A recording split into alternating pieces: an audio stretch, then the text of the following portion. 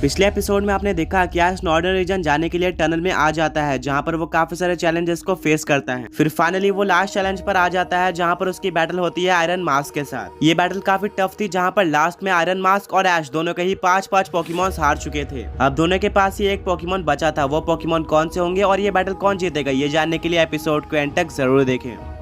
Iron mask बोलता है कि अब मेरा स्ट्रॉन्गेस्ट पोकेमॉन आने वाला है। अगर तुमको मेरे इन पोकेमॉन से दिक्कत हो गई तो ये पोकेमॉन तो तुम्हें इजीली हरा देगा। जिसके बाद आयरन मास्क अपना डार्क बॉल निकाल के भेजता है सेलेबी को। ये ग्रास टाइप की मिथिकल पोकेमॉन थी। ऐश भी स्माइल देता है और बोलता है कि मेरा लास्ट पोकेमॉन भी ऐसा वैसा पोकेमॉन नहीं है। जिसके बाद ऐश अपने पोकेबॉल को निकाल कर थ्रो करता है, जिससे निकलता है normal type mythical Pokemon RCS. Iron mask के देखकर काफी ज्यादा शॉक हो जाता है कि उसके पास आरसीएस था, जो कि सेलेबी को काफी इजीली हरा सकता था। पर ब्रॉक बोलता है कि ऐश थोड़ा संभल के बैटल करना, क्योंकि वो सेलेबी कोई नॉर्मल सेलेबी नहीं है। वो एक डार्क सेलेबी है जो कि आउट ऑफ कंट्रोल है। वो तुम्हारे आरसीएस को काफी अच्छी टक्कर दे सकती है। ऐश बोलता है कि मुझे अपने आरसीएस पर पूरा भरोसा है। सबसे पहले ऐश अपने आरसीएस को मल्टी टाइप एबिलिटी यूज करने बोलता है और फिर वो उसको फायर प्लेट देकर उसको फायर टाइप बना देता है, जिससे अब आरसीएस का हर एक जजमेंट अटैक फायर टाइप का होगा, जो कि सेलेबी पर सुपर इफेक्टिव है। और अब सेलेबी के ग्रास टाइप अटैक भी आरसीएस पे ज्यादा असर नहीं करेंगे। बैटल स्टार्ट होती है। सेलेबी सबसे पहले लीड सीड अटैक का यूज करती है, जो कि आरसीएस पे लग जाता है। अब हर एक टर्न में आरसीएस की हेल्थ कम होगी और वो हेल्थ सेलेबी को मिलती जाएगी, जिससे सेलेबी को काफी बड़ा एडवांटेज था। ऐश अपने आरसीएस को एक्सट्रीम स्पीड अटैक यूज करने बोलता है। ये अटैक काफी फास्ट था, सेलेबी उसको देख भी नहीं पाती और आरसीएस का अटैक उस पर लग जाता है, जिससे सेलेबी को काफी डैमेज पड़ता है। फिर सेलेबी यूज करती है लीफ स्टॉर्म अटैक का।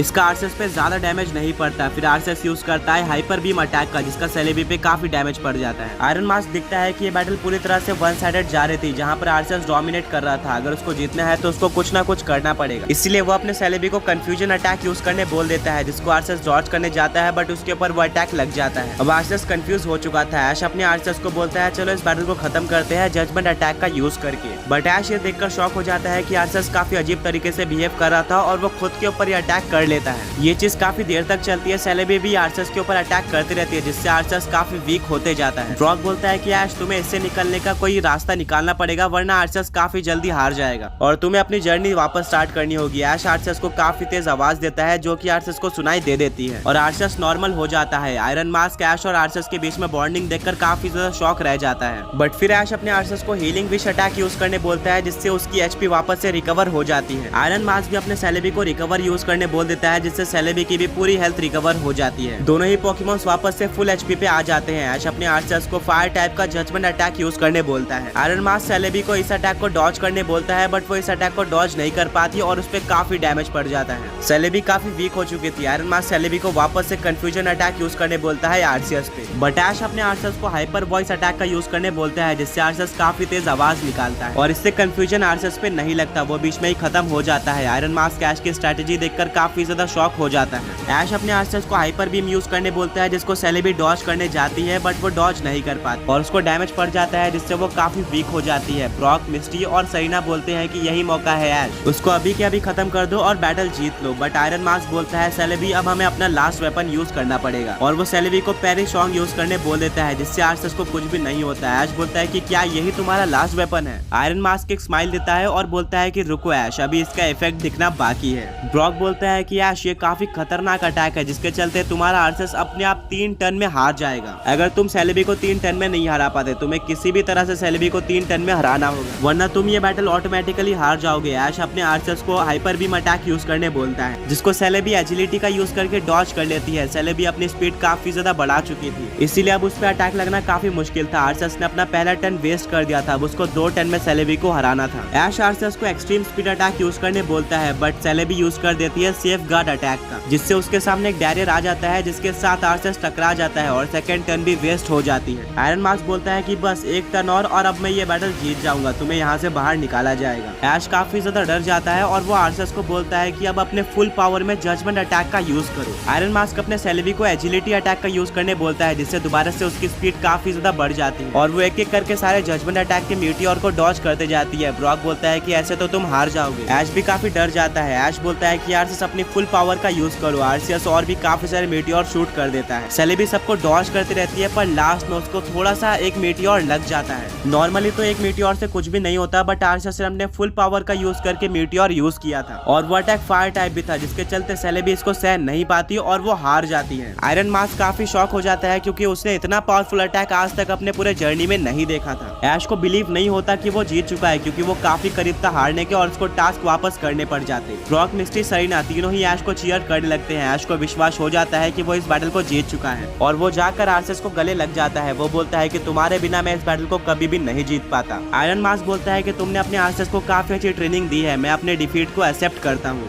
और अब क्योंकि ये लास्ट चैलेंज था तो तुम इस टनल से बाहर जाकर नॉर्दर्न रीजन में अपनी जर्नी ट्रैवल कर सकते हो। ऐश काफी ज्यादा खुश होता है बट उसके पहले वो बोलता है कि तुम्हें अपने सारे पोकेमॉन रिलीज करने होंगे। तुम एक नॉर्मल इनोसेंट पोकेमॉन को अपने डार्क बॉल में कैच करके उनको एविल बना देते हो और वो आउट ऑफ कंट्रोल हो जाते हैं। उनके पास सोचने की शक्ति नहीं बचती, जो कि काफी ज्यादा बेकार चीज है। तुम्हें इन पोकेमॉन्स को रिलीज करना होगा। आयरन मास्क बोलता है कि कुछ भी हो जाए मैं इन पोकेमॉन्स को रिलीज नहीं करने वाला। ऐश अपने आर्सेस को बाहर निकालता है और बोलता है कि आर्सेस आयरन मास्क के ऊपर हाइपर बीम अटैक का यूज करो, जो कि आयरन मास्क पर लग जाता है। आयरन मास्क मरते मरते बचा होता है, जिसके चलते वो ऐश की बात मानकर अपने सारे पोकेमॉन्स को डार्क बॉल से रिलीज कर देता है। वो पोकेमॉन्स काफी ज्यादा खुश होते हैं और ऐश को थैंक यू बोलते हैं। काफी टाइम बाद वो अपने नॉर्मल फॉर्म में आए थे। आयरन मास्क बोलता है कि ये तो मेरी जॉब है, यहाँ पे जितने भी चैलेंजर्स आते हैं उन सबको मुझसे बैटल करना होता है, तो अब मेरे पास उनसे बैटल करने के लिए पोकेमॉन कहाँ से आएंगे। ऐश बोलता है कि क्या यहाँ पे आसपास कोई पोकेमॉन सेंटर है। आयरन मास्क बोलता है कि यहाँ इस टनल के बाहर ही एक पोकेमॉन सेंटर है जहाँ पर चैलेंजर्स को नहीं जाने दिया जाता है, बट अब क्योंकि तुमने सारे चैलेंजर्स पूरे कर लिए हैं तो तुम्हें वहाँ पर जाने दिया जाएगा। आयरन मास्क के साथ ऐश उस पोकेमॉन सेंटर में जाता है जहाँ पर सबसे पहले वो अपने सारे 6 पोकेमॉन्स को हील करता है। वो सबको बाहर निकालता है और सारे पोकेमॉन काफी खुश होते हैं क्योंकि ऐश ने टनल को पार कर लिया था। ऐश पीसी पर जाता है और वो प्रोफेसर ओक से अपने 6 पोकेमॉन्स मंगवा लेता है जो कि फुली इवॉल्व होते हैं। ये पोकेमॉन्स थे स्लेकिंग, इलेक्टिवायर, अलकाज़am, मैग्मोर्टर, स्टीलिक्स और मैलामार। इन पोकेमॉन्स को ऐश ने अपने जर्नी के बीच में पकड़ा था और वो सारे 6 पोकेमॉन्स आयरन मास्क को दे देता है। आयरन मास्क काफी खुश होकर उन सारे पोकेमॉन्स को ले लेता है और दोबारा से टनल के अंदर चले जाता है चैलेंजर से बैटल करने के लिए। वहीं पर दूसरी तरफ ऐश, मिस्टी, ब्रॉक और सरीना सबसे पहली बार नॉर्दर्न रीजन में आए थे और वो ये देखकर काफी शॉक हो जाते हैं कि ये काफी ज्यादा ब्यूटीफुल जगह है, जबकि प्रोफेसर ओक ने उनको बताया था कि यहाँ पर काफी खतरनाक पोकेमॉन और ट्रेनर्स होंगे। ब्रॉक बोलता है कि इतने जल्दी हमें इसको जज नहीं करना चाहिए, हो सकता है कि खाली हमारी एंट्री ही ब्यूटीफुल हो। तभी वहाँ पर सरीना को एक फॉसिल रिस्टोरेशन सेंटर दिखता है। सरीना बोलती है कि उसने आज तक कोई भी फॉसिल पोकेमॉन कैच नहीं किया है, वो देखना चाहती है कि कैसे फॉसिल पोकेमॉन को रिवाइव किया जाता है। ब्रॉक और ऐश को याद आता है कि उनको केव के अंदर फॉसिल्स मिले थे।